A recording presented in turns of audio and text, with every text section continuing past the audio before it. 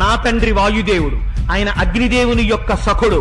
వాయుదేవుడు ఎటువంటి గమనంతో వెళ్ళిపోతాడో అటువంటి వాయువేగంతో నేను బయలుదేరుతున్నాను. ఇవాళ నేను బయలుదేరి వెళుతుండగా నాకు అడ్డొచ్చినటువంటి ఏ ప్రాణినైనా సరే నా యొక్క వక్షస్థలంతో గుద్ది పడగొట్టేస్తాను, పర్వతాల్ని చూర్ణం చేస్తాను, సముద్రాన్ని కలయ తిప్పేస్తాను.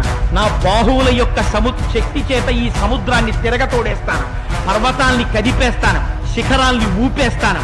100 యోజనములు కాదు, 10,000 యోజనములైనా సరే కొన్ని వేల మార్లు అటువైపు నుంచి ఇటువైపుకి చాటుతాను. సూర్యుడు ఉదయిస్తుండగా భూమి నుంచి ఆకాశంలో కెడతాను, సూర్యుడి సమీపంలో నిలబడి నమస్కారం చేస్తాను, మళ్లీ కిందకు వస్తాను.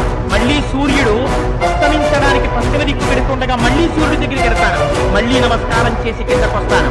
వాయుదేవుడిది ఎంతవంటి బలమో నా బలం అటువంటిది. గరుత్మంతుడు సముద్రం మీద తిరుగుతుండగా గరుత్మంతుడి చుట్టూ కొన్ని వేల సార్లు ప్రదక్షిణం చేస్తాను. సముద్రానికి ఉత్తర దిక్కున కూర్చుని లేచి నా శరీరాన్ని పెంచి వంగి దక్షిణ దిక్కునున్న సముద్రాన్ని నా చేత్తో ముట్టుకుంటాను. ఆకాశంలో నేను ప్రయాణం చేసి వెళ్లిపోతుంటే సమస్త భూతములు గజగజలాడిపోతాయి.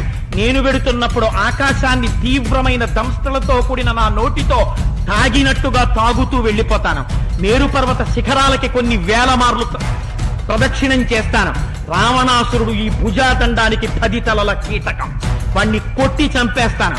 లేదా లంకని పెళ్లగించి చేతితో పట్టి సముద్రానికి ఈవలి ఒడ్డుకి తీసుకొస్తాను. ప్రశ్రవణ పర్వత శిఖరముల మీద కూర్చున్న రామచంద్రమూర్తి యొక్క పాదాల విందముల యందు లంకని విసిరాతలు మారేస్తాను. రామచంద్రమూర్తి చూస్తారు రావణుడేమిటో. ఇక నా యొక్క పరాక్రమం ముందు నిలబడగలిగిన వాడు లేడు. నేను బయలుదేరుతున్నాను. నాకు అడ్డు రాగలిగినటువంటి వాడు ఈ బ్రహ్మాండములోనే.